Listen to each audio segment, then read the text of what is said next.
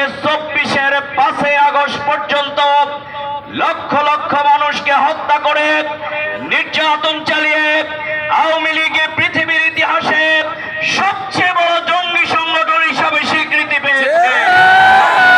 সুতরাং অবিলম্বে এই খুনিদের, দুর্নীতিবাজদের, মানবাধিকার লঙ্ঘনকারীদের, মানুষের উপরে ক্ষমতার জন্য যারা নির্যাতন চালিয়েছিল তারাই বলতো আইন সবার জন্য সমান। এবার বাংলার আদালতেই এদেশের জমিনেই খুনিদের বিচার হবে। আমরা এই সরকারকে বলবো অবিলম্বে শেখ হাসিনা তার দোসররা যেই দুর্নীতি করেছে, হাজার হাজার কোটি টাকা দুর্নীতির ফেরত নিয়ে আসতে হবে। পাঠ্যপুস্তক থেকে ইসলাম বিদ্বেষী নবী রাসূলদের বিরুদ্ধে যত অপবাদ নতুন প্রজন্মকে ধ্বংস করার জন্য যা যুক্ত করা হয়েছে, অবিলম্বে সবকিছুকে বাতিল করতে হবে।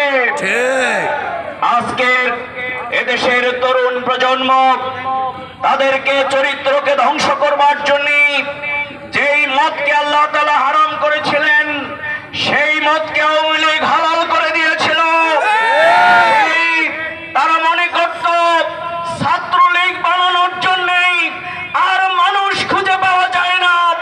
নতুন প্রজন্মকে মদ সেবন করার মাধ্যমে ছাত্রলীগের কর্মী তারা খোঁজার চেষ্টা করত। তারা দেশের সবচেয়ে প্রিয় ছাত্র সংগঠন ইসলামী ছাত্র শিবিরের উপরে ইতিহাসের নির্মম নির্যাতন চালিয়েছিল। কিন্তু যারা নির্যাতন চালিয়েছিল 5ই আগস্টের পর এদেশের জনগণ সাক্ষী, যেই থানা থেকে আমাদেরকে রাত খুঁজে খুঁজে তাহাজ্জুদের নামাজ পড়া কর্মীদেরকে গ্রেফতার যেই পুলিশ করত, আমাদের কোরআন হাদিস থাকার কারণে যাদেরকে গ্রেফতার করে যাদেরকে বিভিন্ন মিথ্যা মামলা রুজু করা হতো, আমরা 5ই আগস্টের পর ইসলামী ছাত্র শিবির, জামাত ইসলামীর কর্মীরা আমরা সেই পুলিশের থানা পাহারা দিয়েছিলাম। আমরা অন্যান্য ধর্মাবলম্বীদের আমরা তাদের উপাসনাঘর পাহারা দিয়েছিলাম। আমরা যারা জীবন দিয়েছিলাম সেই শহীদ পরিবারের পাশে, সেই নির্যাতিত বনি আদমের কাছে আমাদের আমির জামাতের নির্দেশে আমরা তাদের পাশে গিয়ে বাংলাদেশ জামাত ইসলামী দাঁড়িয়েছিল। আর এর মাধ্যমে বাংলাদেশ জামাত ইসলামী প্রমাণ করেছে এদেশের মানুষের শান্তি, নিরাপত্তা, সুখী, সমৃদ্ধশালী একটি বাংলাদেশ বিনির্মাণের জন্য অনিবার্য একটি শক্তির নাম হচ্ছে বাংলাদেশ জামাত ইসলামী। আজকে দুর্নীতিমুক্ত বাংলাদেশ গড়বার স্লোগান যারা দেন, আমরা তাদেরকে জিজ্ঞাসা করতে চাই, আমরা চ্যালেঞ্জ দিয়ে বলতে পারি দুর্নীতিমুক্ত বাংলাদেশের স্লোগান যত সহজ, দুর্নীতিমুক্ত মানুষ কিন্তু কোন দলের কাছে নেই।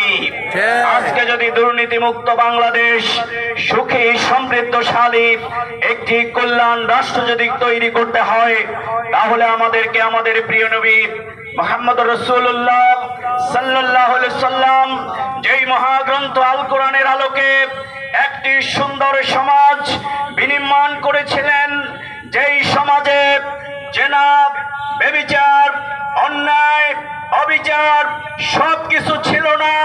শুধু তাই নয়, আল্লাহ রাসূল বলেছিলেন গভীর রজনীতে একজন সুন্দরী মহিলা একাকী হেঁটে যাবে, আল্লাহর ভয় ছাড়া এই জমিনে তার আর কোনো ভয় থাকবে না। সেই রকম একটি সমাজ আমরা বিনির্মাণ করতে চাই। তাই আপনারা কি কোরআনের আলোকে এই ইনসাফ ভিত্তিক সমাজের জন্য এই মহাগ্রন্থ আল কোরআনকে নিজের জীবনে ধারণ করার জন্য প্রস্তুত আছেন কিনা? আমি ভাইরা আমার, আজকের এই পৃথিবীতে পাল্টানোর জন্য হয়েছিল মাও সেতু, স্টেলিং, হেগেল, অনেক মানুষ মানুষের মুক্তির স্লোগান দিয়েছিল, কিন্তু মানুষের মুক্তি নিশ্চিত হয় নাই। বরং লেনিন, কার্ল মার্কস, মাও সেতুং মানব রচিত মতাদর্শের স্লোগান যারা দিয়েছিল, যাদেরকে প্রতিদিন পূজা করতে বাধ্য করত, তাদের পাশ দিয়ে যাওয়ার সময় তাদের মূর্তির মধ্যে তারা একটা লাথি মেরে বলতো, তোমরাই আমাদের সমাজকে ধ্বংস করেছ, আমাদের যুবককে ধ্বংস করেছ, আমাদের সমাজে বিভক্তি করেছ। আজকে যাকে আইন করে জাতির পিতা বানানো হয়েছে, বাংলাদেশে সেই জাতির পিতার অবস্থাও একই পরিণতি হয়েছে। কোন দফা দিয়ে, কোন নেতৃত্ব দিয়ে মানুষের মুক্তি আসবে না। মানুষের মুক্তি যদি নিশ্চিত করতে হয়, unparallel personality of the world, last prophet মুহাম্মদুর রাসূলুল্লাহ সাল্লাল্লাহু আলাইহি ওয়াসাল্লামকেই আল্লাহ তাআলা আদর্শ হিসেবে গ্রহণ করার জন্য বলেছেন, লাকাদ কানা লাকুম ফি রাসূলিল্লাহি উসওয়াতুন হাসানাহ।